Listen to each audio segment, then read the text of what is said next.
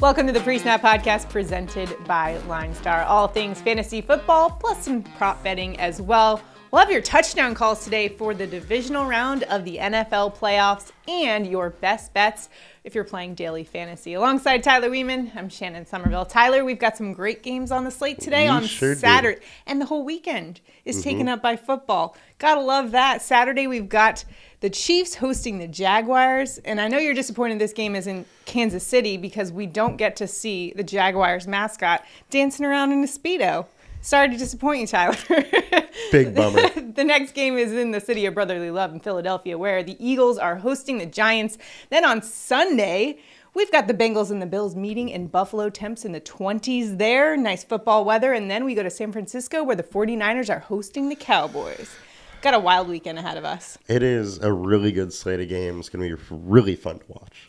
And if you haven't watched our sports betting video with Megan Payton, she joined us and gave all her analysis and picks for the week in sports betting.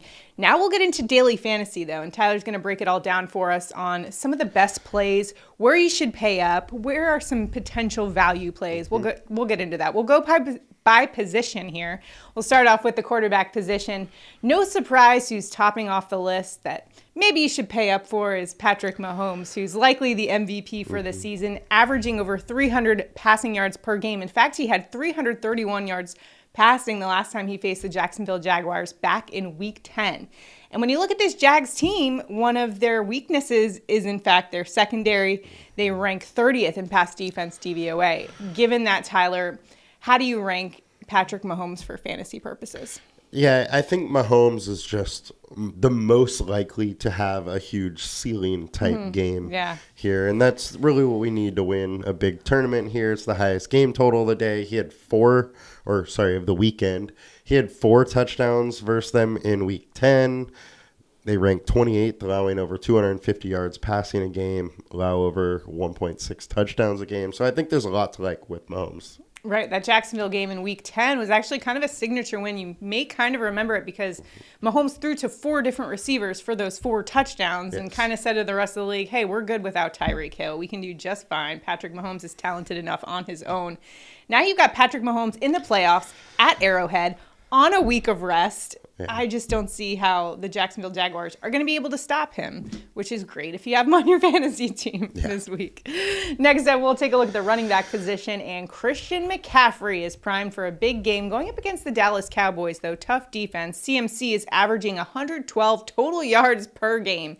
Has been so dynamic for this 49ers offense. Going up against the Dallas defense that ranks 5th in pass or rush defense DVOA. Given that, Tyler, how do you assess his fantasy projections? I think it's just that his ceiling and floor combo is just so much higher than everybody else that he's got to top the board is, the first one to look at here. And Dallas has given up good games to good running backs. CMC most definitely is a good running back. So I like him as, the number one option. Yeah. Probably going to pay a nice price tag for him, though. So are there some others that you're maybe considering plugging in there? Yeah, I also like Travis Etienne. I like Isaiah Pacheco.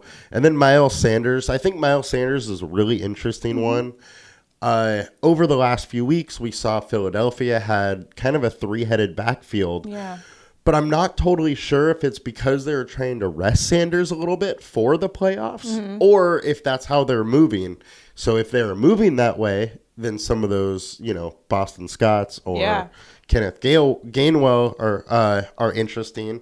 But if Sanders is going to be the guy, then I think he's way too cheap. All right, let's take a look at some wide receivers now. What's your overall philosophy approaching the wide receivers, given we're talking about CMC and Patrick Mahomes, 2 players that we're really paying for? So I don't love the top end of the wide receivers this week. They obviously can do great. Jamar Chase or Diggs, A.J. Brown, they can all go off at any time. But because we want to pay up on those other spots, I liked the mid-range a lot. And I think there's a lot of guys this week that you can play in the mid-range. So in that mid-range is T. Higgins, Bengals wide receiver, who's averaging 71 receiving yards per game.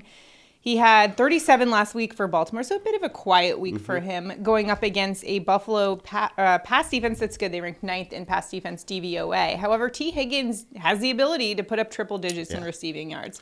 What do you like about his fantasy outlook this week? I mean, where FanDuel and DraftKings has him priced, it's just kind of disrespectful for the ceiling that he has.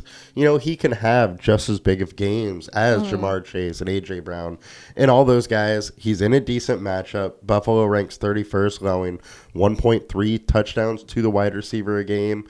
They also allow 32% more passes when the game is in Buffalo. So I think Cincinnati's going to be passing, and I think they're going to look at Higgins a lot.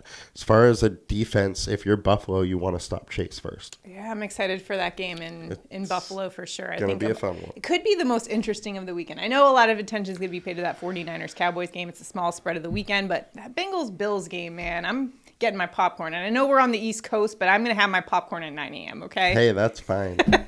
All right, next wide receiver we're talking about is Juju Smith-Schuster, yet another weapon for Patrick Mahomes. So if you have him as your quarterback, why not take one of his wide receivers? He's averaging just 58 receiving yards per game, but going up against a Jacksonville Jaguars pass defense that ranks 28th in pass defense DVOA versus wide receiver 1. So if there was any time to put Juju Smith-Schuster in your lineup, it is this week against that porous Jacksonville secondary. Yeah, and he didn't have a great game last time they went against him, but it was decent. The thing is, you're talking about a Patrick Mahomes team and receiver that's going to get 7 or 8 targets at a fairly cheap price for that amount of targets from Patrick Mahomes. Juju can absolutely break the slate. He's had a few really huge games. So I think he's in a good spot. I don't mind if you wanted to pay down to one of the other KC receivers, but he's in a good spot, and he's definitely the most trusted wide receiver on the group. Keeping it with that game, as you mentioned, it's the highest game total of the weekend. We'll just keep it there then. Zay Jones, who had 74 yards and a touchdown last week against the Chargers, and this week going up against a Kansas City defense. Of all of the, I guess, parts of their team, the secondary is by far the biggest Achilles heel for them. They rank 20th in pass defense DVOA. What is your assessment of Zay Jones' value this week?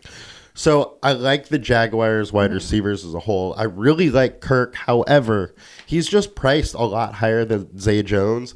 Zay Jones is getting 7.6 targets a week.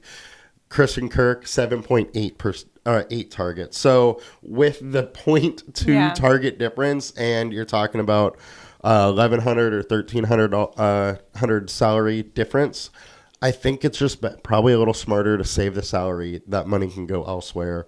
Could pay up a tight end, running back, quarterback, whatnot. It seems like defenses started to key on Christian Kirk, which opened things right up for Zay Jones, and he can have like 40 yards on one play. The other thing is we've been targeting the number 1 versus KC all year long, and Christian Kirk plays in the slot a lot. Yeah. So those number 1 stats really may fall to Zay Jones. Sure. So.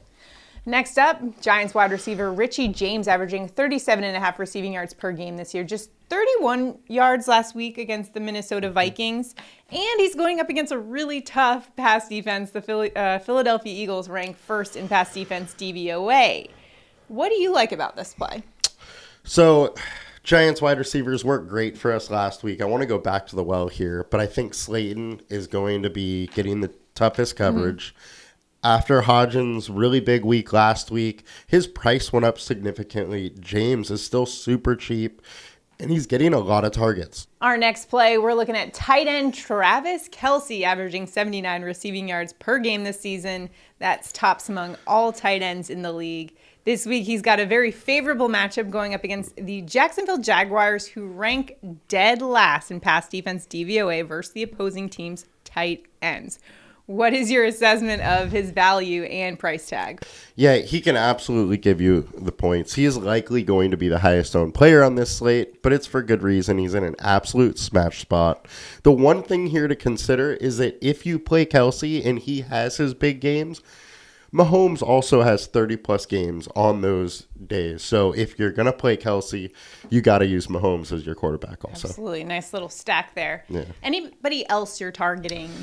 Tight end wise, I actually like tight ends. There's a lot to like this week. Schultz, Goddard, Ingram. I think they're all in good spots if you want to pay down a little bit more. As an enthusiast of the tight end position, specifically for my touchdown calls, I fully endorse that opinion there. And they're all 6'5", 250. All 6'5", 250. That's the prototype of the tight ends that are all looking in pretty good spots. You mentioned Dalton Schultz, Dallas Goedert. You might hear his name in just a little bit for our touchdown calls. Next up, let's take a look at our defenses, though, for daily fantasy.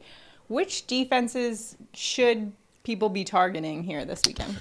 I like the Eagles. We know Daniel Jones has been turnover prone in the past. Mm-hmm. He's been much better this year, but Eagles for that reason.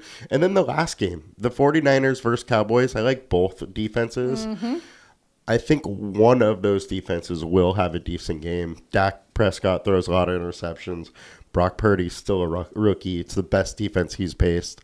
So I think that's an interesting spot. Yeah, this is going to be an interesting game because Brock Purdy, as you mentioned, hasn't really faced a really tough defense like Dallas. They are top 5, and Micah Parsons is on the other side of that matchup, and it's hard to see a situation where he's not going to at least get a little rattled as a rookie. However, that system that he plays in for Kyle Shanahan is like a cheat code, so who knows what will happen there. But both are really good defenses. Could be a lower scoring game maybe in San Francisco, but some nice... I mean, are defenses worth paying up for in this case? I mean, they're all pretty similarly points. priced, so it's not making a huge difference this week. All right. That's some great breakdown for you in daily fantasy. If you have any questions, drop them in the comments and we will get back to you. Also, all of this analysis, you can find all the stats that you need to dominate daily fantasy on the LineStar app, linestarapp.com. Check it out. Also, if you're watching us on YouTube right now and you like our content, do us a favor, like this video, subscribe to our channel, and comment below. Next up, now it is time for our touchdown calls of the weekend, the whole weekend, Divisional Round weekend. Tyler, who are you going for an anytime touchdown in Divisional Weekend? I'm going to go with Isaiah Pacheco. He scored in the last 2 games. Jags are allowing 0.8 touchdowns per game to the running back. So sign me up for a Pacheco touchdown. You know I have to go with a tight end. I'm going Eagles tight end Dallas Goedert plus 200 for an anytime touchdown. Just 3 touchdowns on the year for Goedert, but he's averaging 59 receiving yards per game, which ranks second among all tight ends. Goedert, 6'5", 250. He can make those catches in the middle of the field and then absolutely barrel through defenders for a big gain.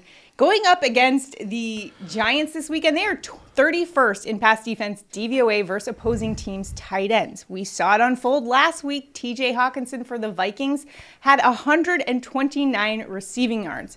Goedert could be in a great spot, so that plus 200 number can't pass up. Take Goedert for an anytime touchdown.